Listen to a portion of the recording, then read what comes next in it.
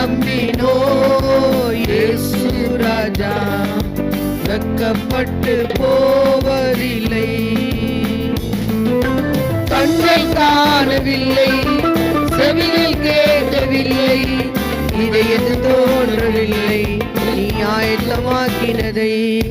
கண்கள் காணவில்லை, செவிகள் கேட்கவில்லை, இதயத்தில் தோன்றவில்லை நீ ஆயத்தமாக்கினதை. உம்மை நம்பினோ இயேசு ராஜா வெட்கப்பட்டு போவதில்லை.